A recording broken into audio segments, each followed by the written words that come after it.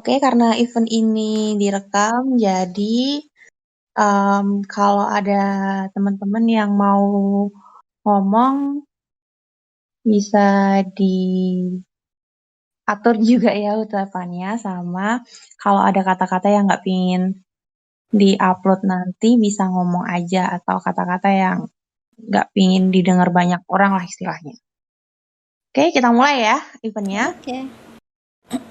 Oke, selamat malam teman-teman semua. Di Malam. Senin malam hari ini kita mau ngebahas soal DIY skincare. Untuk awalan bisa dijelaskan Kak Nanda dulu. Oh, langsung nih. Iya, Oke.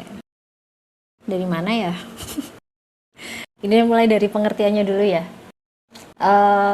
DIY skincare, do it yourself skincare. Itu yang dimaksud adalah skincare atau produk-produk perawatan kulit, perawatan muka terutama, yang bisa kita bikin sendiri di rumah dengan bahan-bahan yang kita punya di rumah, dengan alat-alat yang bisa kita pakai di rumah gitu. Maksudnya dengan produksi yang kita pakai sendiri juga. Jadi bukan yang untuk diproduksi massal. Itu kan ya yang dimaksud sama DIY skincare. Uh, Kemarin sempat muncul pertanyaan, DIY skincare itu sama nggak sih sama organic skincare? Sebenarnya beda, walaupun banyak orang yang kadang misleading juga ya. Jadi sebenarnya yang dimaksud sama organic skincare memang pengertian yang apa namanya, pengertian yang pakem itu nggak ada sih, cuman mayoritas yang dipakai di market atau di masyarakat yang dimaksud sama organic skincare itu adalah skincare yang menggunakan bahan-bahan alami dan dia organik. Jadi bahkan misalnya pun dari tumbuhan, itu berarti tumbuhannya ini nggak pakai chemical pestisida atau chemical fertilizer kayak gitu sih. Jadi yang se ekstrim itu istilahnya. Jadi kalaupun misalnya kita bikin sendiri skincare di rumah dari tumbuhan gitu, dari buah-buahan gitu misalnya ya, bikin masker dari tomat atau apa gitu. Belum tentu kita bisa ngeklaim ini sebagai organic skincare sebenarnya. Tapi ada juga orang-orang yang berpendapat bahwa ya pokoknya yang natural itu bisa disebut sebagai organic skincare. Jadi kayak gitu. Ini masalah terms aja sih. Jadi ada berapa tadi udah kesebut berapa ya? Istilahnya ada DIY skincare, organic skincare sama natural skincare ya. Kalau natural itu berarti yang dari bahan-bahan alami. Kalau organik itu berarti dari bahan-bahan alami yang organik alias nggak menggunakan prosesnya bahan alaminya ini dia nggak menggunakan bahan chemical gitu. Terus ada juga yang lebih ekstrim lagi. Jadi kalau kamu ngeklaim sebagai organic skincare itu berarti prosesnya juga harus sustainable gitu. Jadi kita sampai apa namanya ya mempertimbangkan tentang jejak karbonnya, kemudian sustainability dari sumber bahan-bahan itu sendiri gitu. Jadi sebenarnya seribet itu. Meanwhile kalau yang DIY skincare ya apapun yang ada di rumah. Misalnya kita punya bahan kimia yang ada di rumah, selama kita bisa ngolah itu sendiri di rumah, kita bisa nyebut itu sebagai DIY skincare gitu. Sampai sini bisa dipahami nggak atau justru bulat ya?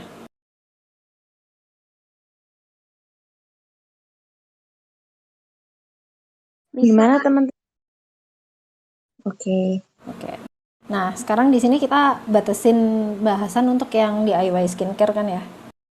Jujur, uh, untuk DIY skincare aku sendiri kalau sekarang sih nggak pernah menggunakan itu. Dulu waktu zaman-zaman SMA, kuliah itu aku masih sering bikin kayak pakai masker-masker, bikin masker sendiri lah, parut bengkoang, diperes gitu kan.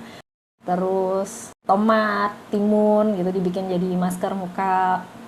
Pernah juga pakai madu, pakai telur dulu. Pokoknya orang bilang pakai ini aja, aku ikut. Pakai itu aja, aku ikut gitu. Apakah berhasil di mukaku? Sayangnya enggak waktu itu. Jadi ya mukaku ya segitu-gitu aja. Waktu berjerawat ya jerawatnya tetap nggak sembuh. Waktu tidak berjerawat juga tidak terjadi apa-apa. Untungnya tidak terjadi apa-apa di kulitku. Cuman kenapa uh, untuk sekarang aku tidak mempraktekkan DIY skincare itu sendiri Eh, karena aku kan backgroundnya dari medis ya. Backgroundnya dari medis. Terus kalau dari segi medis sendiri, sebenarnya kami nggak mengencourage teman-teman buat bikin DIY skincare kecuali jika memenuhi beberapa syarat gitu. Uh, Kenapa? Karena gini, untuk sesuatu yang ditempelin di muka, kita kan cenderung lebih hati-hati ya. Even skincare yang udah Bepom dikemas di pasaran itu aja kita masih pilih-pilih gitu, apalagi yang kita bikin-bikin sendiri. Seharusnya kita lebih hati-hati dengan itu. Karena kalau DIY skincare itu kan kita biasanya nggak pakai pengawet nih.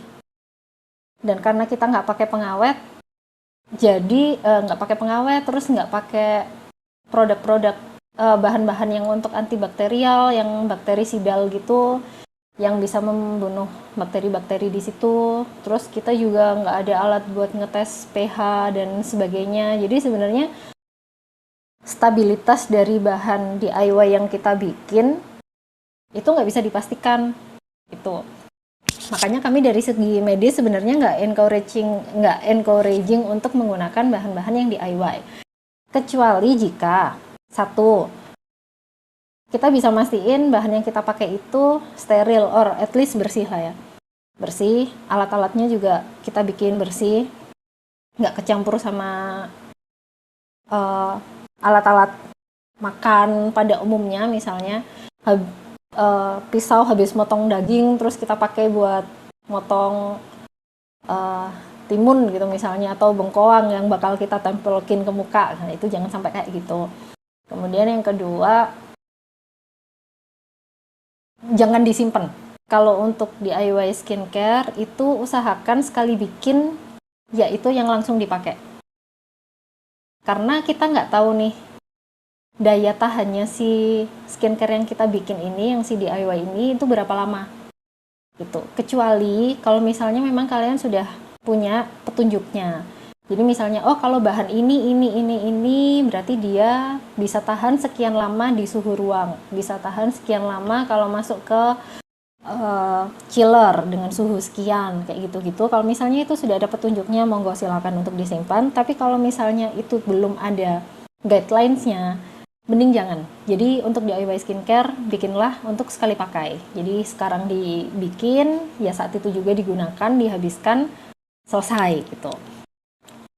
Sedikit cerita di tempat kerjaku yang dulu, di skincare yang sebelumnya, bukan punyaku ya, jadi aku dulu pernah kerja di suatu klinik kecantikan gitu, dan di sana mereka juga banyak menggunakan bahan-bahan natural. Jadi ada treatment-treatment yang dengan bahan natural memang. Jadi misalnya ada facial apple gitu, itu literally apple yang digunakan untuk scrubnya, untuk maskernya kayak gitu. Dan itu mereka memang bahkan itu settingan klinik, settingan apotek yang steril, itu pun mereka bikinnya juga saat itu juga gitu. Jadi nggak bisa kita bikin sekarang terus dipakai di pasien besok gitu, nggak bisa. Jadi ada pasien datang, dia request, oh aku mau facial apple gitu misalnya ya. Ya saat itu juga bagian dari product serving dan apoteknya itu menyiapkan bahan-bahan untuk si apel ini. Jadi memang tidak bisa disimpan, sebaiknya tidak disimpan gitu, karena memang nggak ada ininya, nggak ada apa namanya guidelines-nya ya. Ini bakal bisa bertahan berapa lama dan akan jadi bagus di kulit setelah dalam jangka waktu berapa lama gitu. Jadi selain steril, berbatas waktu, terus juga pastikan bahan-bahannya ini dia nggak iritatif gitu ke kulit. Dulu itu yang paling sering disaranin orang waktu mukaku dulu berjerawat banget, terus orang-orang tuh banyak nyaranin, oh pakai lemon aja gitu, atau jeruk nipis gitu, diperes airnya kasih ke muka gitu kan. Sebenarnya secara teori mungkin oke ya, karena dari jeruk nipis, lemon itu kan dia kan banyak vitamin C-nya, dan vitamin C itu kan antioksidan, dia oke untuk mungkin dianggap bakal oke untuk ngurangin kadar minyak gitu, karena kan dia ada asamnya juga, jadi dia ngurangin kadar minyak, dia ada efek antiinflamasinya, anti radangnya gitu, jadi mungkin dianggap oke untuk kulit-kulit yang sedang berjerawat. Terus kayak kalau skincare zaman dulu, skincare lokal terutama, biasanya kan kalau untuk kulit berminyak dia mengandung ekstrak lemon kayak gitu-gitu kan. atau ekstrak jeruk nipis semacam itu. Jadi kami dulu mengasosiasikan bahwa oke, kalau jerawatan berarti biar murah aku pakai lemon aja tuh dibersihin di muka. Yang padahal ternyata itu harmful. Jadi sebaiknya malah jangan dilakukan. Kenapa? Karena pH-nya si lemon sama jeruk nipis itu dia asem banget. Jadi kalau langsung ditemplokin ke muka raw gitu, itu dia ada kemungkinan untuk over eksfoliasi di muka. Bisa bikin kulit jadi kebakar, jadi sensitif terhadap sinar matahari. Intinya adalah pH-nya dia nggak kekontrol buat muka. Harusnya nggak dipakai langsung seperti itu gitu. Sedangkan kalau di skincare yang dijual di pasaran, walaupun dia mengandung ekstrak lemon dan sebagainya, tapi kan itu sudah melalui proses yang banyak ya. pH-nya dia udah diatur, dia ada penstabilnya di situ, dia ada antibakterinya di situ, dia diatur sedemikian rupa supaya dia nggak membakar kulit dengan asamnya kayak gitu kan. Sedangkan kalau yang kita bikin sendiri di rumah, dia tuh masih murni si ekstrak lemonnya doang gitu, nggak ada yang ngestabilin, nggak ada yang ngapa-ngapain. Jadi istilahnya apa ya, kalau misalnya pengen ngambil efek vitamin C-nya dari si lemon, better diminum aja deh gitu, jangan ditaruh di muka. Itu hal yang sama juga sama vinegar, apple cider vinegar, dan asam-asam yang lain. Itu juga jangan langsung ditemplokin ke muka ya teman-teman. Jadi kalau dari kami, dari sisi medis, kalau misalnya pengen pakai acid-acidan ke muka, asam-asam ke muka untuk eksfoliasi, untuk angkat sel kulit mati, better pakai skincare yang udah jadi aja. Yang exfoliating toner misalnya dari AHA, BHA, entah dia mengandung ekstrak apa-apa, tapi kan dia sudah teruji gitu loh. Dia dari BPOM sudah dipastikan bahwa oke, produk ini aman untuk dipakai di muka, seperti itu kan. Jadi better jangan coba-coba gitu kalau ke muka. Walaupun dikata bahannya alami, misalnya kita bikin sendiri gitu kan, kita pikir dia aman, dimakan aja aman gitu kan. Ya dia aman dimakan, di perut sih dia aman gitu, tapi kalau di muka ternyata belum tentu gitu. Terus satu untuk lemon yang paling sering dipakai ya, lemon dan acid-acidan lainnya, vinegar gitu. Terus baking soda itu juga jangan. Kalau si lemon tadi dia asam, si baking soda ini dia basah. Masalahnya kalau misalnya basah, kulit kita itu jatuhnya akan jadi terlalu kering. Sama kayak kalau misalnya pakai sabun badan atau sabun muka yang dia itu sifatnya lebih basah, pH-nya itu lebih tinggi daripada pH kulit kita, itu biasanya kulit kita jadi makin kering. Apalagi kalau misalnya baking soda itu basahnya banget, pH-nya itu tingginya banget. Kalau kena kulit kita jadi akan terlalu kering dan jatuhnya bakal mudah iritasi. Jadi DIY skincare apapun yang menggunakan baking soda, mending jangan. Itu kalau dari aku ya. Sama kalau misalnya dari telur itu dulu juga aku juga salah satu korban DIY telur. Untungnya di mukaku waktu itu nggak ngefek apa-apa sih, cuman kalau dipikir sekarang kok ya agak serem ya. Jadi kalau dulu itu disaraninnya ini aja maskeran pakai putihnya telur, nanti kulitnya jadi kenceng gitu kan, jadi awet muda, jadi kenceng. Aku praktekin, ya iya sih kenceng, cuman kalau dipikir-pikir sekarang itu kencengnya karena putih telurnya mengering di muka, jadi berasanya kenceng. Sebenarnya mah di kulit nggak ngefek apa-apa dia, justru bahaya karena telur mentah itu ada kemungkinan dia terinfeksi sama bakteri salmonella terutama. Salmonella itu bakteri yang salah satunya dia bisa bikin tipes kayak gitu-gitulah. Terus belum lagi kalau misalnya si bakteri ini ternyata bakal mengkontaminasi mata kita. Kayak gitu. Jadi sebenarnya DIY skincare apapun yang menggunakan telur mentah better jangan. Gitu. Udah berapa tadi ya yang mending jangan? Lemon dan acid-acidan lainnya, vinegar, kemudian baking soda, sama telur, sama satu lagi scrub sebenarnya, misalnya kayak sugar scrub gitu. Kalau buat bibir aku masih oke, misalnya kalian nge-scrub pakai bibir dan madu gitu buat bibir itu masih oke kalau menurutku.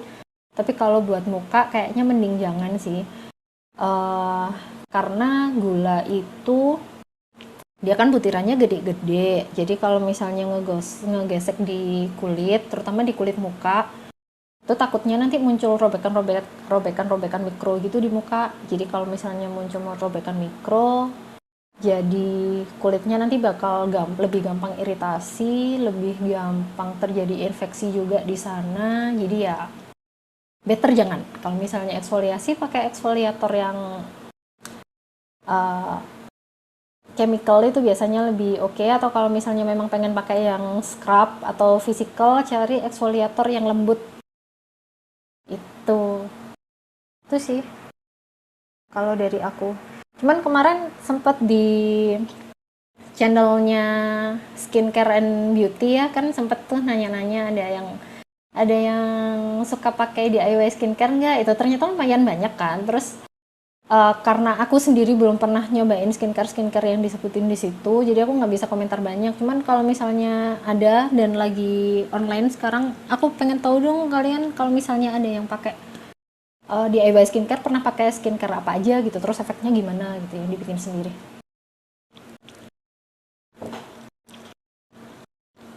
Oke, Ada nggak ada? kemarin aku lihat ada Kak Wulan nih. Kak Wulan, Kak Wulan. Kak Wulan, apa bisa open mic? Apalagi AFK kayaknya.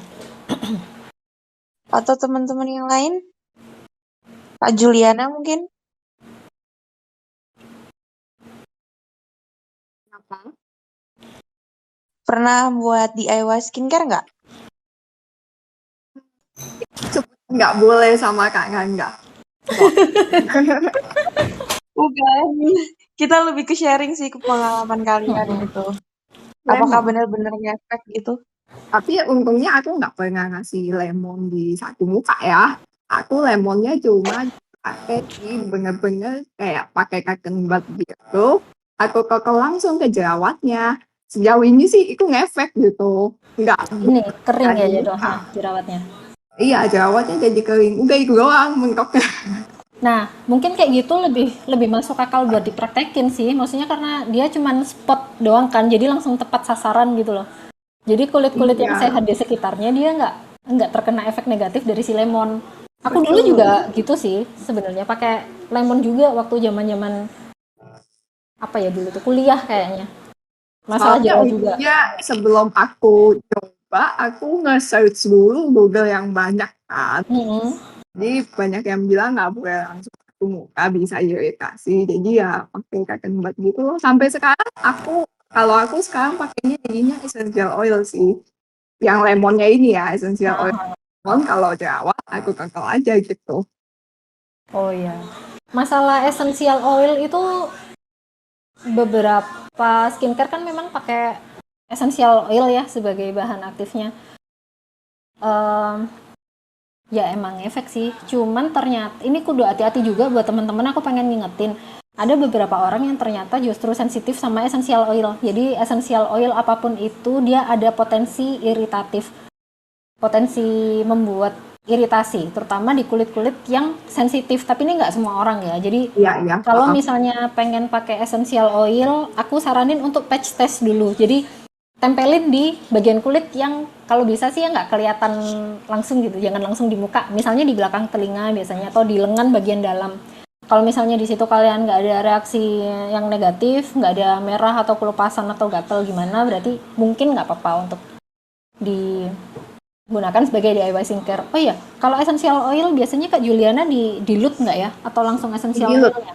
Dilute. Karena aku masuknya essential oil, jadi udah diajarin ada essential oil tertentu kayak peppermint, lemon, Hmm. tips, yang mint gitu lah sama yang asam itu harus digilut pakai oil lagi. Jadi kan karena aku sendiri pakainya argan oil, aku Hmm. kayak aja gitu, argan oilnya aku kayak essential oil gitu. Ah, iya iya iya iya. Iya gitu sih. Takutnya nanti ada teman-teman yang nggak ngerti terus dia pakai Iya, essential jangan oil langsung langsung ditemplokin gitu kan. Itu agak ngeri. Soalnya essential oil itu itu kan nggak boleh. agak panas ya. Jadi Uh, biasanya sih butuh di kalau nggak digilut ya butuh didilut kan Benar. gitu. Jadi kalau misalnya bikin DIY skincare sebenarnya bukan nggak boleh, boleh banget. Cuman ya itu mesti hati-hati, jadi Banyak research. searching banyak-banyak.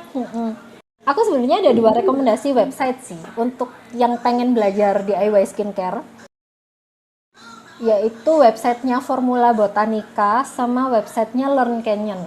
Di situ dia DIY skincare-nya lumayan advance. Sebenarnya mereka ini ada kursusnya berbayar gitu. Cuman kalau misalnya pengen baca-baca blognya yang gratisan itu mereka banyak ngasih kayak resep-resep DIY skincare gitu secara gratis. Bahan-bahannya, terus kayak berapa gram itu, bahkan sama mereka juga diajarin juga di blog-blognya itu banyak. Ada yang natural, jadi kalau di mereka istilahnya organik ya. Jadi ada resep-resep untuk yang organik yang benar-benar dari tanaman, terus atau essential oil, shea butter kayak gitu-gitu. Tepung bahkan beras atau apa itu ada juga yang dia lumayan advance sampai ngasih kayak misalnya pengen ngasih pengawet gitu, better pakai pengawet yang ini, atau kalau misalnya pengen pakai alkohol yang apa itu mereka bisa ngasih di sana. Jadi itu oke sih kalau misalnya ada teman-teman yang pengen bikin entah itu untuk diri sendiri ataupun nantinya misalnya dikembangin untuk jadi lini skincare baru gitu, kayaknya bisa belajar dari antara dua dua website itu sih, atau ikut kursusnya sekalian biar kalian gitu DIY skincare-nya ngasilin duit gitu misalnya. Bisa nih Kak di-share websitenya di Skincare and Beauty. Oh boleh. FYI, kalau yang si Formula Botanica itu dia juga jadi salah satu tempat belajarnya ini Mbak Dewinya Skin Dewi. Tahu brand Skin Dewi nggak? Itu dia pernah nge-share kan dulu dia belajar ikut kursusnya di Formula Botanica itu. Terus dia belajar bikin DIY skincare, dia bikin skincare untuk anaknya yang atopi, yang kulitnya tuh ceritanya waktu itu rewel banget lah kulitnya. Akhirnya dia bikin skincare sendiri bermodalkan dari kursusnya si Formula Botanica itu. Anaknya cocok, teman-temannya pengen tahu kan, terus dia bikinin sampai akhirnya lini skincare yang dibeli sama teman-temannya itu tadilah yang sekarang jadi Skin Dewi yang segede itu. Berawal dari DIY skincare. Oke. Nah, ini Kak, kan juga sekarang banyak tuh yang jualan yang ya kayak sabun buat sendiri gitu kan, yang dicampur kopi, terus ada juga yang dicampur kayak bunga-bunga gitu. Nah, itu gimana tuh? Itu nggak apa-apa sih. Nggak apa-apa kalau misalnya yang sabun-sabun batang itu kan biasanya ya.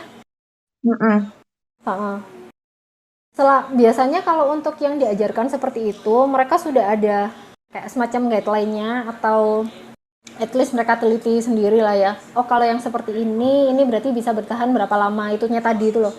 Terus biasanya juga kan diajarkan caranya bikin yang steril itu seperti apa. Kalau misalnya tempat kursusnya itu memang bonafit loh ya, dia benar. Jadi bakal diajarin cara bikin yang steril, kemudian ruangannya harus seperti apa, alatnya harus seperti apa, cara membersihkan alat dan bahannya nanti seperti apa, kayak gitu-gitu. Selama itunya memenuhi syarat, it's okay menurutku. Cuman aku pengen ingetin juga kalau buat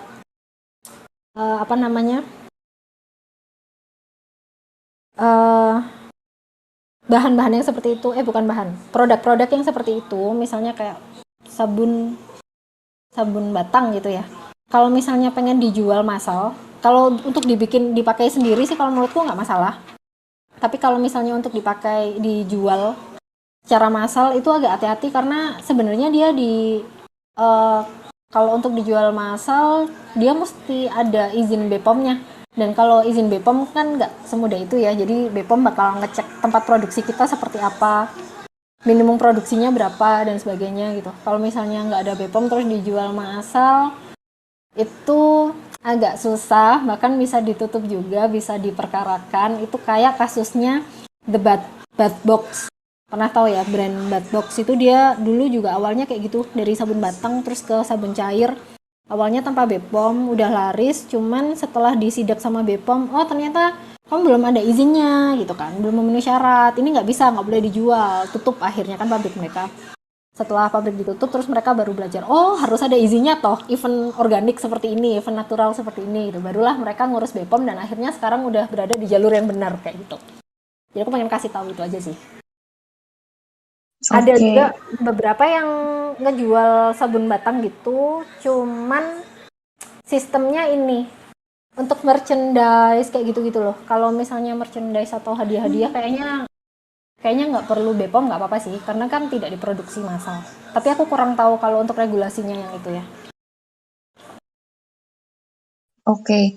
Nah, aku juga pernah nih kemarin tuh nemu di FYP ku ternyata kalau mau membuat produk skincare Mm-mm. kayak sabun batang gitu yang mau dijual gitu ya. Mm-mm. Itu mesti dalam bentuk PT ya, Kak. Oh nggak kok, Kalau nggak mau harus PT. Pakai CV bisa, pakai nama perorangan juga. Kalau BPOM bisa perorangan nggak ya? Tapi seingatku CV bisa. Oke. Nah, ini kan DIY skincare kan nggak cuma apa yang namanya yang alami-alami ya, yang organik-organik. Ada juga nih biasanya nih kan orang-orang tuh kayak manasin apa namanya skincare-nya gitu, dicairin. Contoh kayak bikin lipstick gitu kan ya, Mm-mm. kayak dicampur kayak vaselin-vaselin gitu loh, Mm-mm. yang ntar dicairin kayak gitu, ntar ditaruh di wadah. Itu tuh gimana tuh? Iya sih, aku pernah lihat sih. Itu gimana ya? Aku mau bilang jangan, tapi juga belum ada penelitiannya. Cuman justru karena belum ada penelitiannya itu jadi kalau bisa sih jangan. Karena gini, eh, nggak semua bahan itu bisa dicampurkan semudah itu. Kita nggak tahu reaksi apa yang terjadi di dalamnya ketika mereka dicampurin, ketika mereka dipindahkan ke wadah lain. Itu juga, soalnya kadang misalnya nih, ada beberapa bahan itu yang ternyata dia nggak bisa ditaruh di eh, kemasan plastik gitu misalnya, karena akan menimbulkan reaksi something. Nah itu loh yang ditakutin. Jadi kalau ketika kita manasin sesuatu kemudian dipindahkan tanpa tahu reaksi apa yang terjadi kan itu agak ngeri ya. Itu sih, cuman kalau misalnya dibilang oh jangan pasti berbahaya, aku juga nggak bisa bilang kayak gitu juga. Oke. Nah, ini Ini juga teman-teman ada pertanyaan. Ya, iya Kak. yang kapan hari sering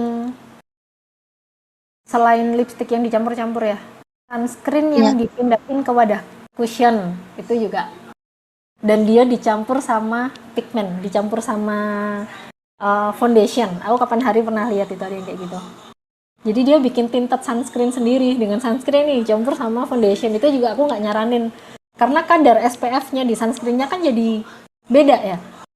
Terus kandungan sunscreen-nya sendiri itu entah rusak atau enggak ketika dia ketemu sama kandungan-kandungan yang di foundation yang dicampurin tadi gitu. Jadi kalau misalnya pengen tinted sunscreen, yaudah sekalian aja beli yang udah tinted gitu. Jadi kita sendiri udah juga nggak repot kan, nggak repot perlu bikin segala, lebih aman juga, udah dipastikan sama tim BPOM-nya gitu.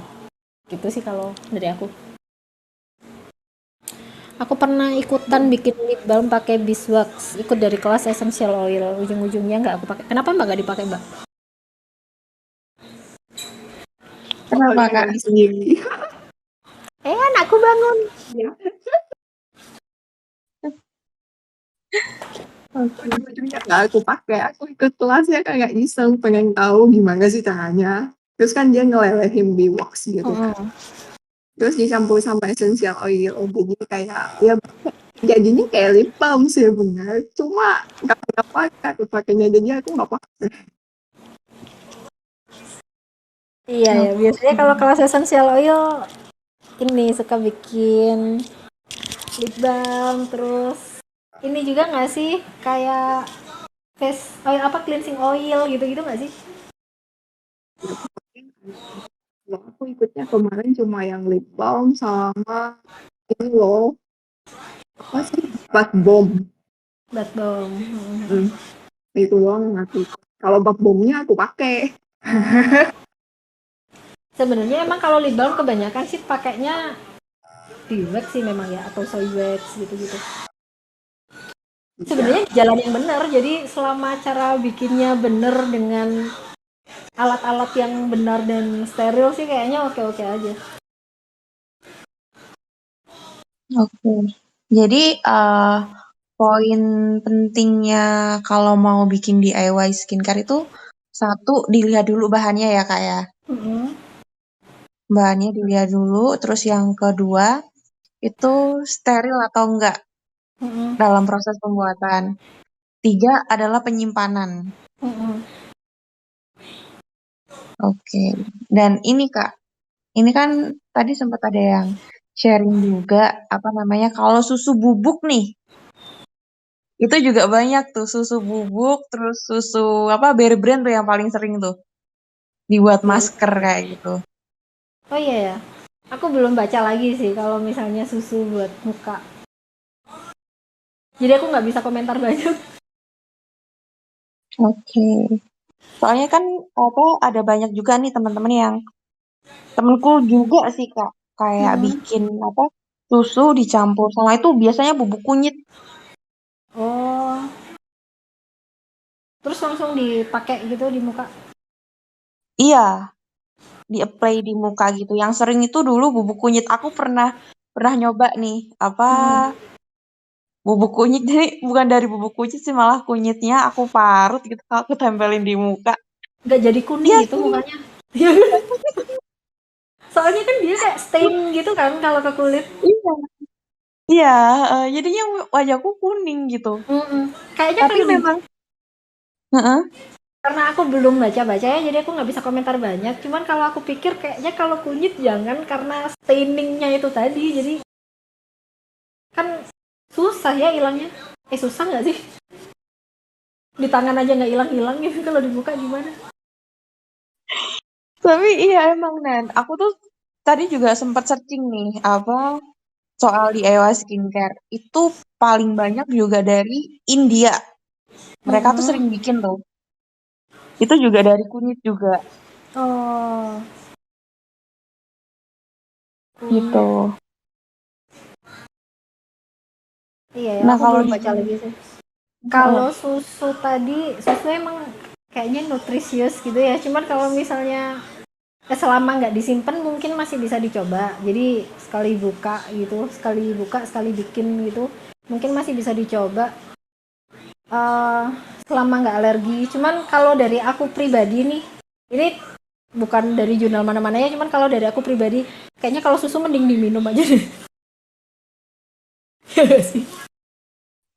Iya sih. Ini juga makanya ada yang nulis juga kan opsi lain itu pakai susu bubuk gitu. Kan kalau susu bubuk kan bisa dibilang awet nih. Tapi kan begitu kena air dia tingkat keawetannya langsung beda tuh. Iya, iya juga ya.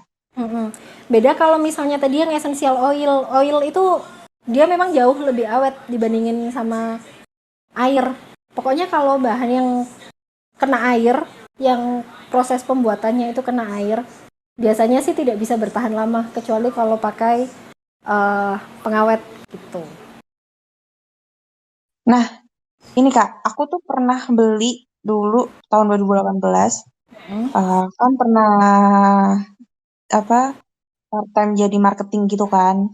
Salah satu event gitu dia dan eventnya itu undang tenan kan. Nah, salah satu tenanku ini adalah dia membuat skincare sendiri, produk skincare sendiri. Dia itu buat masker, masker, maskernya orang Sulawesi kalau nggak salah. Itu teksturnya juga sebenarnya basah gitu loh. Itu gimana tuh?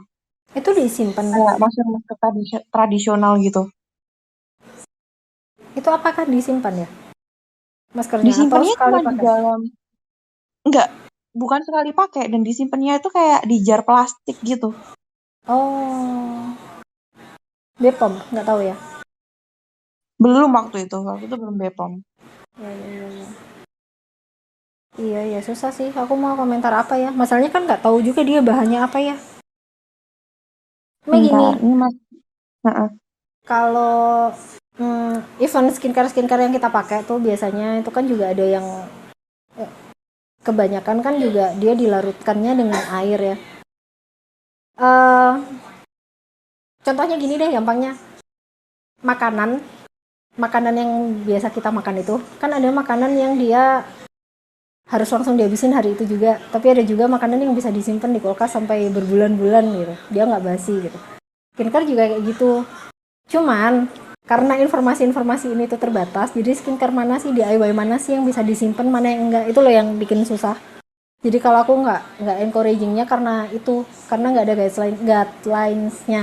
Kecuali kalau memang sudah dipastikan, jadi kayak misalnya ya yang tadi yang DIY skincare yang kamu ceritain, ternyata memang sama dia udah dipastikan even nggak secara ilmiah atau nggak tercatat secara jurnal, tapi kalau loh ini sudah turun temurun seperti ini dan dia disimpan dan tidak ada masalah apapun gitu misalnya.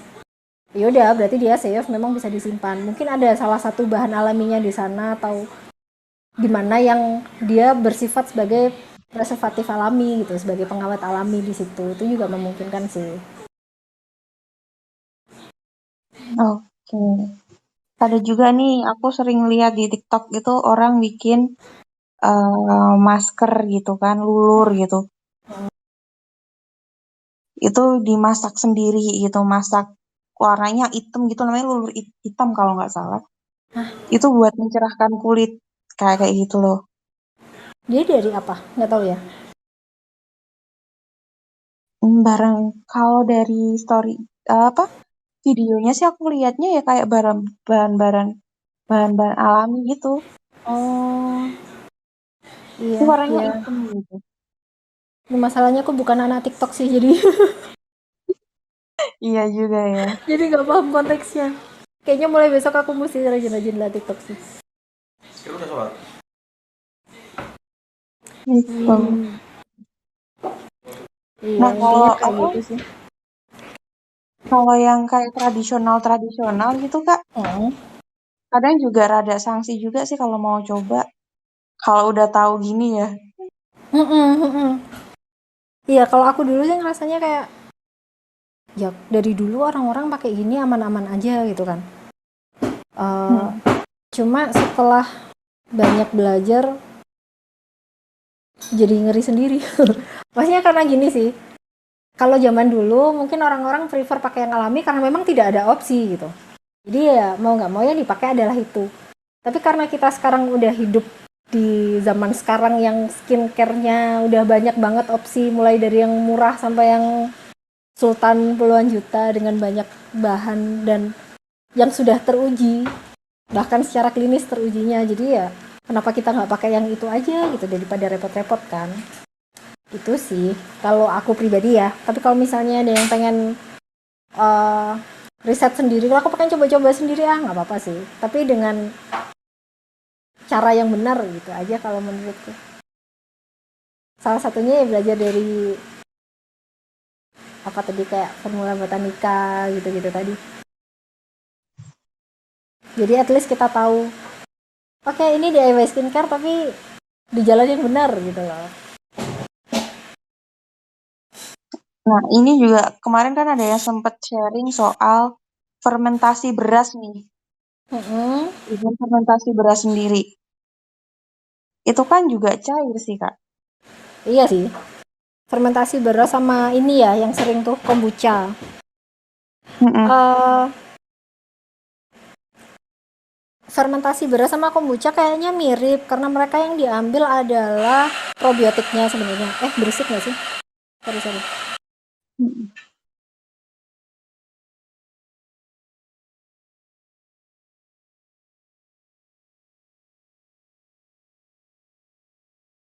Ya, ini kita wait. Oke.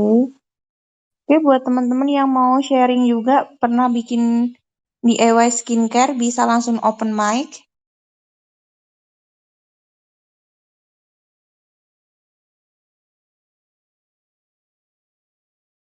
Kalau kayak kombucha, dia kan memang minuman toh, biasa biasa diminum kan. Aku nggak tahu ya, dia biasanya untuk diminum itu bisa tahan berapa lama. Cuman kayaknya kalau misalnya dipergunakan untuk skincare, bisa ngikutin patokan itu. Jadi selama dia diminum mungkin masih bisa dipakai di muka, mungkin. Tapi aku nggak berani memastikan. Kalau untuk beras, yang aku tahu selama ini itu air cucian beras. Tapi kalau dengan fermentasi beras, aku nggak tahu tekniknya dan bagaimana cara ilmiah ya. Maksudnya gini, kalau secara ilmiah sih dia ada jatuhnya nanti kan larinya ke si galactomyces ferment filter itu kan yang dipakai di piteranya SK2 itu loh, yang ya itulah. Jadi intinya dia adalah probiotik dan prebiotik gitu yang memang bagus buat anti aging gitu kan. Cuman kalau misalnya kita bikin fermentasi sendiri, itu aku nggak ngerti prosedurnya harus bagaimana supaya yang penting itu tadi sih terjaga dia steril. Kalau sorry, steril itu maksudnya bersih ya, karena kalau misalnya fermentasi kan nggak bisa steril banget. Orang di dalamnya fermentasinya sendiri ada bakteri sama jamur yang fermentasi itu kan, maksudnya adalah bersih. Jadi dia nggak terkontaminasi dengan bakteri lain dari luar. Itu terus kayak konsentrasinya berapa itu aku juga nggak ngerti. Jadi kalau misalnya bisa beli yang udah bentukan skincare jadi kalau buat muka kayak prefer itu aja nggak sih?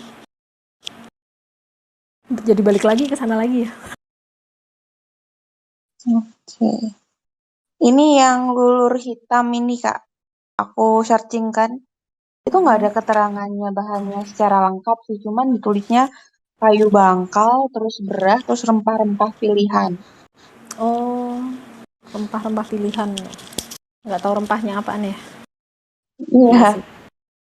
kalau rempah sih kebanyakan yang setahu aku sih yang sering dipakai itu kunyit nih. Hmm, Itu. iya sih. Sebenarnya kalau misalnya niat banget nih ya pengen neliti terus bikin jurnalnya gitu banyak banget yang bisa kita bikin. Cuman siapa yang mau bikin penelitiannya maksudnya biar jadi ilmiah gitu. Saya kalau misalnya dari aku nih dari segi medis kan kami kalau misalnya bertindak sesuatu kan harus berdasarkan penelitian ilmiah gitu, nggak cuman apa namanya tradisi atau turun temurun atau testimoni gitu kan nggak bisa kita jadikan patokan itu kalau dari medis. Tapi kalau misalnya uh, di luar itu ya monggo kalau misalnya pengen coba-coba. Cuman kalau dari kami sih seperti itu. Aku jadi membahasakannya kami padahal yang ngomong aku sendirian. Oke. Hmm. Oke. Nah, itu sih. Kalau teman-teman ada yang mau tanya-tanya nggak? Bisa nih langsung open mic aja.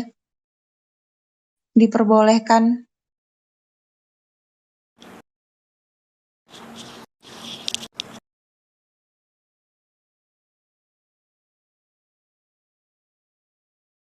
Sih. Kalau nggak ada, nah aku juga mau tanya aja deh kalau gitu.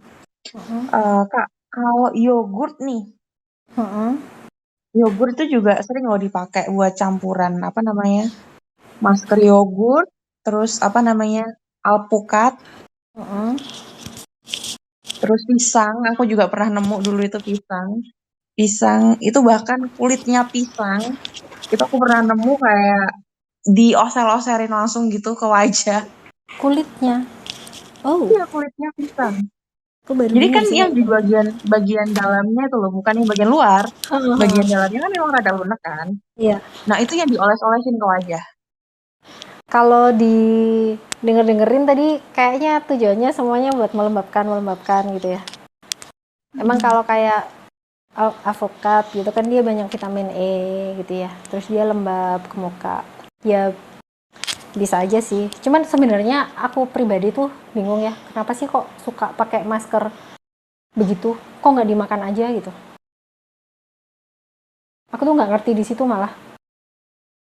Kalau bisa atau nggak ditemplokin ke muka bisa aja kayaknya.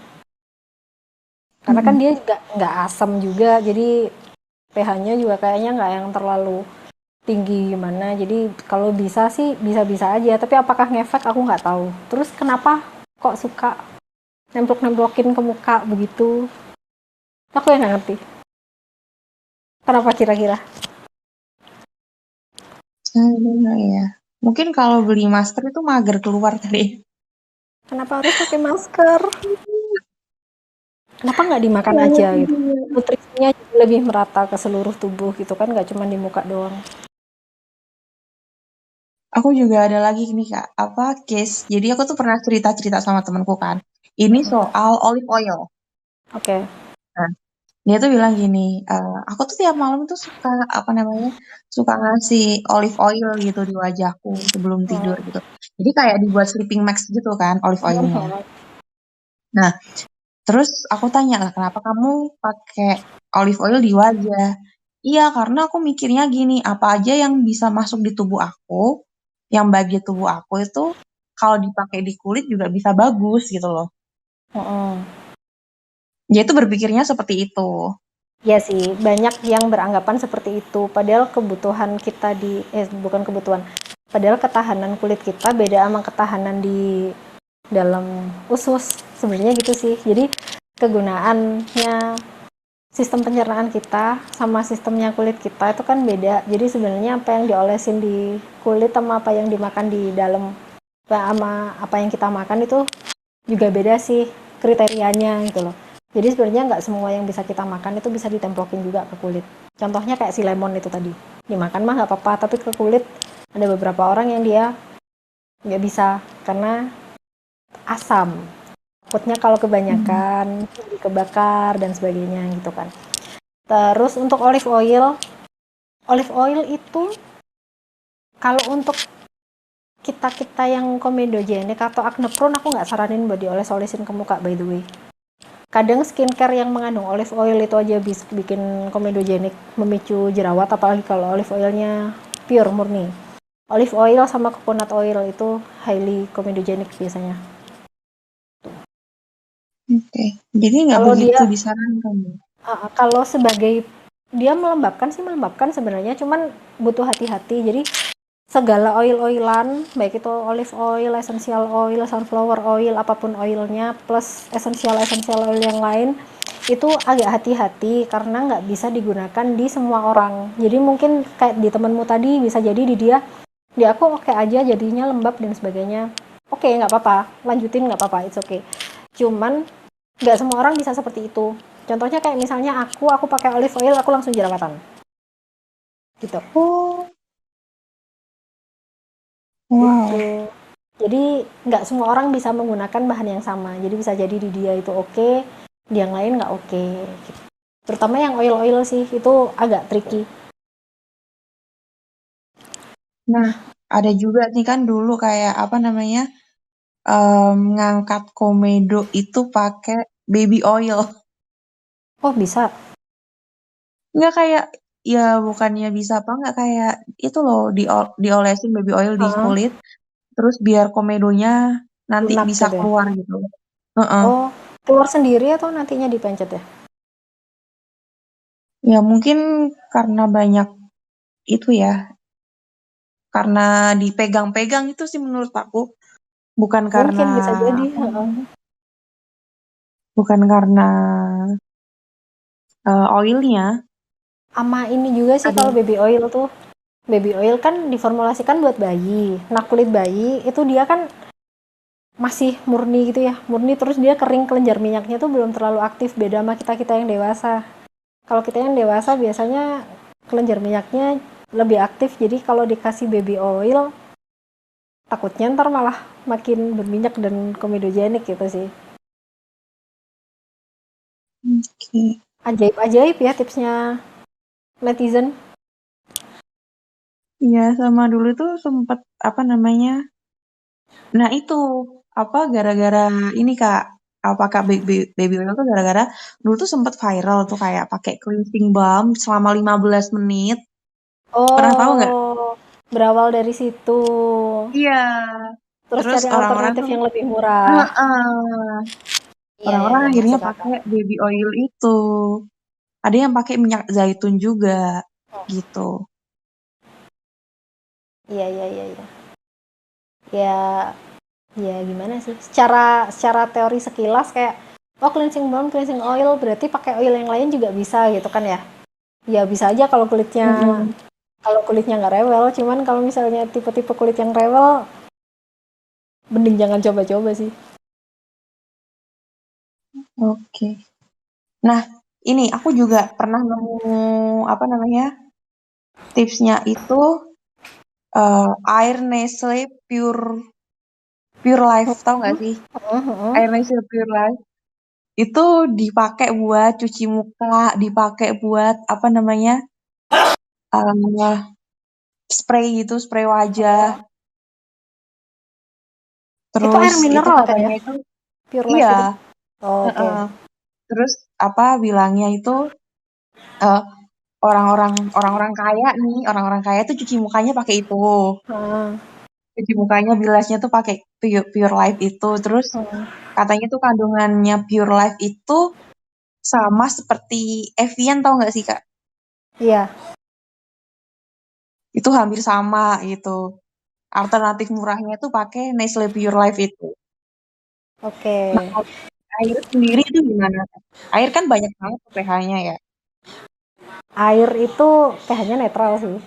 Dan kalau cuman air aku nggak masalah sih mau pakai air apa aja. Kalau menurutku ya. Kalau misalnya dibilang dia kandungannya bagus dan sebagainya, ya udah nggak apa-apa. Oke aja. Do no harm kalau yang itu mah. Nggak apa-apa. Jadi kalau misalnya memang duit berlebih cuci muka pakai air mineral merek apapun, kalau menurutku oke. Kalau secara ilmiahnya sendiri, apakah memang yang ini dia lebih bagus daripada yang lain, aku nggak tahu. Bisa jadi juga memang gimmick marketing dari dalam kemudian dibuat seperti itu kan juga bisa tuh. Aku nggak tahu, jadi nggak bisa komentar banyak. Cuman karena dia adalah air mineral, it's okay. Oke. Cuman aku butuh ingetin ini, muka itu sebenarnya semakin sering kena air, dia cenderung makin kering. Jadi jangan lupa kalau misalnya habis semprot-semprot muka pakai air atau habis cuci muka, langsung templokin pelembab ya. Oh, Jadi jangan dibiarin air doang. Misalnya kita habis wudhu gitu juga, itu kan kena air ya. hmm. Habis wudhu, kalau bisa sih templokin pelembab lagi. Karena kalau kulit kita kena air, dia cenderung narik air yang di dalam kulit, jatuhnya nanti malah makin kering gitu. Gitu. Ini juga apa? Kadar air itu antara pH-nya tuh 65 sampai 78. Iya, pH pH itu pH oh, netral sih. Angka segitu aman kalau buat dimasuk, maksudnya ditaruh-taruh di kulit kita, it's okay. Tapi kalau misalnya di atasnya itu, di atasnya kering karena basah ya, jat masuknya. Jadi gini, kulit kita itu pH-nya itu sekitar 5 lah. Jadi mm-mm. sedikit asam. Kalau misalnya diberikan yang pH-nya di bawahnya 5, itu dia oke, tapi kalau jauh di bawah 5 jatuhnya ke eksfolian, jadi eksfoliatif, ngangkat sel kulit mati kayak gitu-gitu ya. Kalau dikasih pH yang di atas itu, di atasnya 5 sampai ke 7 itu masih oke. Cuman kayak tadi, makanya kenapa kalau misalnya banyak kena air dia jatuhnya jadi cenderung lebih kering itu ya karena air dia lebih, salah satunya air itu lebih basah juga sih dibandingin sama pH kulit kita, jadinya saling menetralkan gitu kan. uh, Makanya habis kena air bukan berarti kulit kita nggak boleh kena air ya, tetap air itu oke untuk kulit, tapi setelah kena air langsung kasih pelembab. Tapi kalau misalnya kena pH yang di atasnya itu, misalnya kayak sabun sabun sabun-sabun zaman dulu yang sabun batang yang pH-nya tinggi itu, atau baking soda itu tadi yang aku ceritain di awal-awal tadi, itu kan dia pH-nya kan tinggi ya, 8 9 gitu. Bahkan baking soda bisa sampai 11. Nah, itu jangan jangan Kalau misalnya kayak sabun batang jangan terlalu sering kena di muka, biar mukanya nggak kering banget. Kalau baking soda kalau bisa jangan pernah kena di muka gitu, karena terlalu basah, nggak cocok sama pH kulitnya kita. Tuh, tapi kalau misalnya sebatas air itu nggak apa-apa karena dia netral. Oke. Wah, oke. Jadi aku rangkum ya nih Kak, apa buat skincare DIY sendiri itu yang pertama kita lihat dari bahan-bahannya ya. Contoh seperti lemon, seperti apa yang tadi disebutkan, lemon, Vinegar, vinegar, baking terus soda, baking soda telur. itu telur, dilihat dari bahannya, terus apakah itu cocok buat kulit atau tidak ya. Terus yang kedua kalau mau membuat skincare DIY adalah sterilan dari alat yang digunakan. Alat yang digunakan dan penyimpanan. Penyimpanan itu yang paling penting. Kalau skincare DIY itu lebih baik untuk 1 kali pemakaian. Terus untuk bahan-bahan yang lain memang lebih baik untuk dimakan ya, daripada dibuat skincare. Terus apa, untuk air sendiri, ternyata air itu pH-nya lebih tinggi daripada pH kulit. Jadi kalau setelah cuci muka kena air lebih baik Kasih pelembab apa, lagi. dikasih pelembab. Oke, ini ada Kak Rifana nih. Hai Kak, bisa open mic? Kak Rifana. Halo, halo Kananda, halo Halo. Titi. Halo juga. Oh ya, Kak Rifana ini yang kemarin sempet sharing soal apa fermentasi beras nih. Itu gimana tuh Kak? Oh, masker yang dari nasi ya?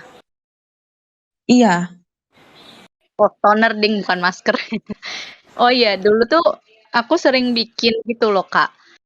Waktu tahun berapa ya? Kayaknya 2000, antara 2014 sampai 16 gitu, muncullah tren bikin toner SK itu versi DIY. Nah, itu tuh bahannya dari bahan-bahannya dulu nih dari nasi, eh, raginya aku pakai Vermipan sih. Terus abis itu air air biasa. Nah, jadi tuh prosesnya pertama kan pasti botol yang bakalan dijadiin wadah fermentasinya disterilin dulu ya. Direbus dulu pakai air mendidih, habis itu dikeringin, terus jadi nasinya tuh kalau nggak salah takarannya 3 sendok makan. 3 sendok makan, raginya tuh seujung sendok teh gitu. Habis itu dicampur, kasih air sepertiga dari botolnya, sepertiga botol atau gelas 250 mili. Habis itu ditutupin sama plastik. Nah, menurut resep yang dari Blogspot itu didiemin selama 3 jam. Habis 3 jam, nasinya kan ya itu telah berfermentasi gitu karena udah dikasih ragi. Habis itu tinggal disaring airnya. Nah, airnya tuh bisa dipakai langsung, di dicelupin kapas terus ya ditempel-tempel di muka. Atau dulu kalau aku itu sempet karena kayak sayang gitu si nasinya itu dibuang juga, akhirnya aku benyekin, aku kasih si tonernya terus aku bikin masker oles gitu loh. Ya dibiarin 10 menitan lah. Terus ternyata hasilnya tuh lumayan. Nggak bikin putih sih, tapi ya lumayan mencerahkan. Terus ya pori-pori juga ternyata lumayan ngecil, meskipun progresnya agak lama gitu. Dulu aku sering bikin rutin dan hasilnya oke ternyata. Gitu. Oke. Itu pakai ragi Vermipan. Iya, pakai ragi Vermipan. Setahu aku Vermipan buat kue soalnya. Iya, buat gue buat roti kan. Oh, Terus pas ngelihat resepnya, awalnya kupikir, ah masa iya sih bisa gitu dijadiin. Terus setelah bereksperimen sendiri, oh ya ternyata bisa ya. Nah, aku sempet nyobain si DIY itu kayak nggak rutin sih sebenarnya, kayak misalnya seminggu sekali atau sebulan sekali gitu.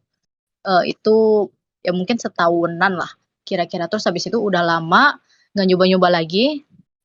Kayaknya tahun kemarin terakhir tuh nyoba lagi dan ternyata hasilnya masih sama, masih lumayan gitu dengan hasil instannya.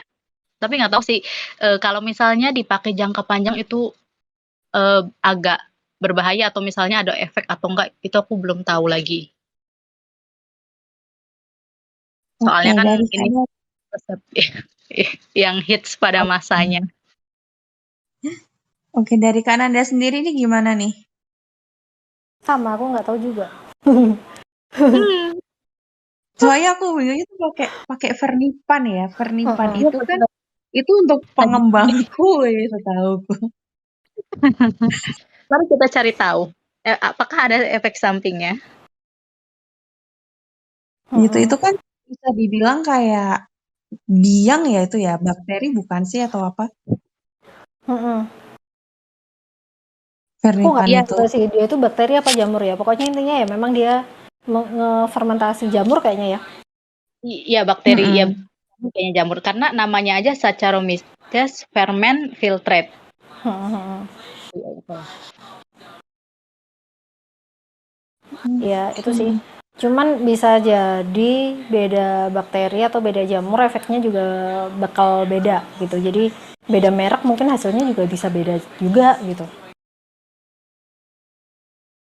Itu sih. Jadi kalau misalnya suruh ngomentarin, aku sendiri nggak tahu karena belum pernah neliti, belum pernah nyoba, belum pernah pakai dan belum pernah baca juga. Jadi agak susah buat ngomentarin. Cuma kalau misalnya ngelihat prosesnya, oke udah paham tentang sterilisasi dan sebagainya, ya bisa jadi aman. Cuman aku nggak bisa memastikan. Oke, sama ini juga ya Kak, apa aku rangkum itu kalau mau bikin produk DIY skin, ibaratnya bikin skincare sendiri, diusahakan untuk BPOM ya. Itu kalau untuk dijual Untuk ya. Tapi kalau buat dipakai ya. sendiri mah nggak usah. Oke. Oke, kalau gitu karena udah 1 jam juga, Wow, nggak kerasa. terima kasih. Cepet banget ya. Dan terima kasih buat teman-teman yang udah dateng. Terima kasih buat teman-teman yang udah dengerin. So, kita habis ini ke next acara. Bisa langsung ke apa? Ke pos ronda ya ini, Kak Riri.